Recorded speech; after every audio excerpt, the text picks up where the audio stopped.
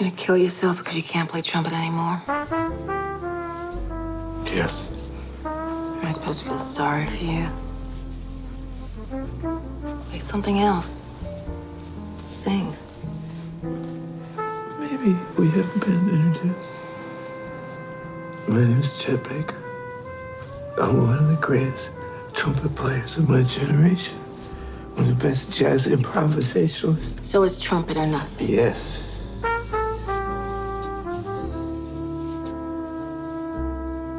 Sometimes, if you're a musician, you just want to disappear and hide behind the music, fade into the melody.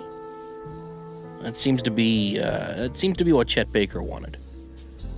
I thought you didn't want a career. I want my life back. Dick, come on. I want to play music the way that I want to play it. This is my last chance.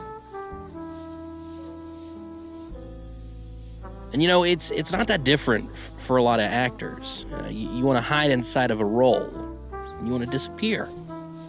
Sometimes you want to make everything inside of you, or everything about the world around you, all the pain, all the suffering, internal or external. You just want to make it disappear. And again, sometimes that refuge, it just isn't enough. It's exhilarating. Transcendent, but it's definitely not permanent. That's when you start looking for other things to help dull the pain. And that's something Ethan Hawke is all too familiar with, having lost loved ones and peers to addiction. It's something that gave him a visceral connection to his role as jazz legend Chet Baker in the impressionistic biopic Born to be Blue. It's also one reason why he tries to make clear that when you're talking about addiction and how it relates to artistic expression, there's no talent inside the drugs. The talent's inside you. But, sometimes, people love to apply a lot of judgment to it. And I've lost several friends, to drugs and alcohol.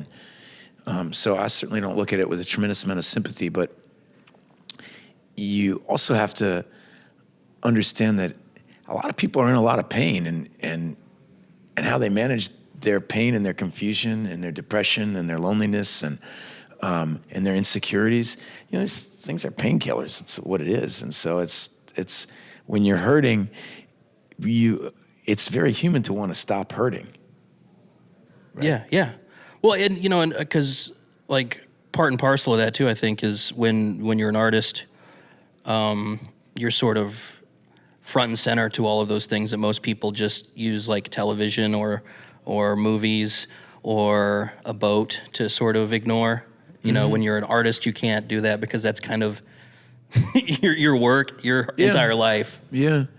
That's your whole being goes into what you do. And I think for a guy like, or I don't even know Chet Baker, I don't want to talk about him specifically as a man, but as I imagine,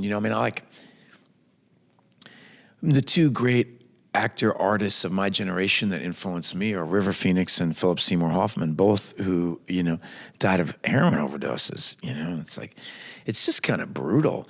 But you see there was a ferocity of honesty in both those guys. They just despised lying. And, the world is full of a lot of little lies you have to tell to get through the day. And for certain people who are extremely sensitive, it's really hard, and if you don't have the proper tools inside yourself to navigate those waters, they can be pretty treacherous waters. And you add into the mix the immense success and failure, because the higher you go, the higher you fall. And we all know that everybody's equal, really, in our hearts. So there's a certain sense of fraudulence you have whenever you're being celebrated too much, because in your heart of heart, I think there's some kind of base note inside all of us that we know we don't know why we're born. We don't know where we come from. We don't know what kind of magic's running the world. And so to take responsibility for it, like you're somebody fabulous or God's working through you or something, there's a lie manifest in there. And that creates an immense amount of insecurity the higher, more success you get. And then failure's even more dangerous, How do you because I know that's something that's present for basically everybody in the arts. You deal with your anxiety. So, like, how does that play out for you personally? With much difficulty, well, sometimes I feel that my whole life has been a war with my nervous system. The person you want to be with the person that you actually are is sometimes so disappointing, that it creates you find yourself tripping on yourself. Or the more I find that when I was younger, I had a lot more hubris. I just, well, or to put it nicely, I just loved acting and I loved the arts and I just want to be a part of it. And I just couldn't imagine any downside. So I just did it. I remember making my Broadway debut. I remember walking out on stage and thinking, wow, I'm making my Broadway debut. And I just, not nervous at all. I could care less. This is awesome. I just had that kind of attitude. And now, as you get older and you start to care more and you realize how rare the opportunities to contribute are and how much you value the arts and how much responsibility comes with any success, and there's this voice inside you, even publishing something, you walk to the bookstore and you see all the great novels that nobody's read, or the records, you go on iTunes, it's like, what? It's all of a sudden, why would anybody bother, why would I bother making a movie? There's so many great movies nobody's even seen. And that voice can become kind of crippling to me. And who are you? What are you pretending to do? But you have to fight through it. Each generation we have to keep talking to each other. That's how I solve it with myself, is that, if it matters, if anybody's doing it, if anybody acting is worthwhile, then it's worthwhile for any of us to try. Because if none of us try, then none of it will even happen. So it's up to the culture and to decide what's really of value. And God knows that changes. We're rewriting the past all the time. Chet Baker's an interesting example. What I find, he loved to sing, and he wanted to do it, but he was wildly made fun of it for doing it at the time. And now those records are still selling. The people making fun of him, that's gone. But and I'm really glad that he believed in himself enough to do it. My funny Valentine, sweet comic Valentine.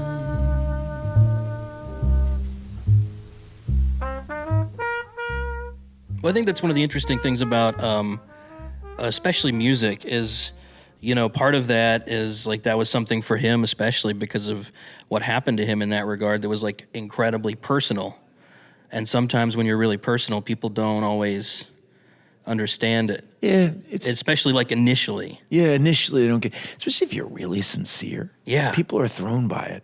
If you're ironic or glib or cool, people can kind of understand it. But if you come on and you go, hey, this is my heart, here, hold it in your hands, people are like, I don't want to hold your heart. But it's powerful and it's moving, and over time, they can start to handle it. Yeah. And that's one thing that I've always respected about your career is, you've done a lot of different kinds of movies, but you've never sort of gotten away from telling personal stories. Well, those are my favorite. I've always, I've kind of understood my own limitations as an actor, and one of the ways that I can push myself to be better is to work inside lots of different genres. And the one nice thing about my brain, anyway, is that I actually love all the genres. It was exciting to me to be inside a good horror movie. I was really proud of Sinister. And it's hard to make a good scary movie. It's the job of the art, especially the actor, if there's a time and a place for a lot of different kinds of movies. There's a time that it's really right to tell a great scary story. And then there's a time to tell a deeply romantic, artful, soul-expressing movie like Before Sunrise. And there's a time for a good cop picture. And so I've kind of been challenging myself throughout my career to kind of keep hunting and searching for different genres to play inside. And I also like directors, and each director has different strong suits, and I see myself as a little bit like a first mate on a ship when you're acting. the captain is going to sail this thing. We're going to get across the ocean, but you need a good first mate. It's kind of the tip of the spear, kind of dependent, and that's what the leading actor is. That's interesting just because I know that every actor feels a little differently with how you interact with everyone else on the crew. And I know sometimes it can be more like it's my job to be me and it's his job to corral me. Yeah, there are actors that think like that. And so it's interesting to hear you talk like but I guess that makes sense, especially when you have like really close relationships with somebody like Richard Linklater. I'm sure a lot of good work's been done the way that you say. It's like, I'm going to be a wild animal. That's it's their job to make. And I bet you a lot of great work's been done. For me, there's a great Brando quote that he said you have to spiritually marry your director, that you have to kind of be so in touch with their imagination that you can help it manifest. Because if you resist it, the whole thing can break down. I just like the thing. I try to spiritually marry the dude or woman that I'm working with. Man, that means you're a theatrical polygamist, I guess. Yeah. Sometimes I have 3 wives in a year. No, I like that, and I like I guess that's what's really interesting about that too is like that you're not just talking about like one type of director either. You're talking about like trying to get in the head of. Yeah, like look at when you work with the Spielberg brothers who did this movie I did, Predestination. Like, that's very different than the Richard Linklater brain or the Antoine Fuqua brain. The Spielberg brothers are an intense, deeply saturated inside the history of cinema, but they love sci-fi and they love good sci-fi. And we spend weeks in a room just like this one, spinning through various timelines and very different equations, because we all agreed that we'd never seen a time travel movie that actually made sense. Like, could we try to do it? Could we try to all troubleshoot each other? It can be overwhelming. No, that doesn't make sense. That couldn't happen. Knowing the future. Our dream was that the third time you watch it. So what, you're a cop? I'm a temporal agent. We prevent crime before it takes place. It'd be better than the first time you watched it. If you ever want to stop the Fizzle Bomber, you'll never get another chance.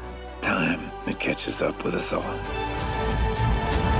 And that's the fun of acting, is that, if you're doing Macbeth on Broadway or something, the fun is just to get inside that world completely, dive into that language and see what that language does to you. It's almost like an incantation, and each one of these movies is a prayer of sorts, and you're the manifestation of the words, and so you either cast a spell or you don't. And a good movie casts a spell. I wanted with the Chet Baker movie, it's like, well, if you lay down right now and you close your eyes and you listen to 3 Chet Baker records in a row, you'd be in a mood. You'd be in some weird emotional place. Great musician does that to you. And I wanted the movie should do that. Whatever the movie does, it shouldn't violate that. It has to conjure that mood. It should be like the experience of, what your own imagination would do with it. So what was the first time you experienced something like that, like working on a movie or in a play? First time was, there's a scene in Dead Poets Society where Robin Williams writes on the chalkboard, "I sound my barbaric yawp over the rooftops of the world." Now, you don't get away that easy. Picture of Uncle Walt up there. What does he remind you of? Don't think. That was a scene where I'm supposed to make up a poem. A madman. What kind of madman? Well, think about it. Just answer again. A crazy madman. Oh, you can do better than that. Free up your mind. Use your imagination. Say the first thing that pops into your head, even if it's total gibberish. Go on. A sweaty-toothed madman. And the director wanted to do it in one take, so we really got to play it out. Good God, boy. There's a poet in you after all. There. Close your eyes. Close your eyes. Close them. And that was the first time I felt what acting was about and what was interesting about it, because you think it's going to be about the celebration of personality or making you feel fabulous or important, but in fact it's like disappearing. I close my eyes. It's like being absolutely translucent. And this image floats beside me. Sweaty-toothed madman. The sweaty-toothed madman with a stare that pounds my brain. Oh, that's excellent. Now give him action. Make him do something. His hands reach out and choke me. That's wonderful, wonderful. And all the time he's mumbling. What's he mumbling? Mumbling truth. Truth, like a blanket that always leaves your feet cold. Forget them. Stay with the blanket. Tell me about that blanket. You push it, stretch it, it'll never be enough. Kick at it, beat it. It'll never cover any of I it. see it in other actors when somebody's doing it really well. It's like they just disappear. From the moment we enter crying to the moment we leave dying, it'll just cover your face as you wail and cry and scream.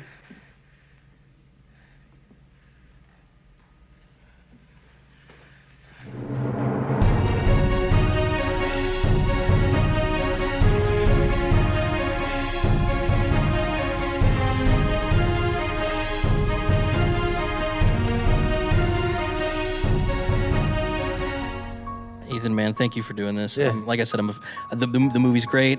I've been a fan of your work for a long time. Appreciate it, man. I remember watching Dead Poet Society at like 5, and You were probably being too young, but You just were too young.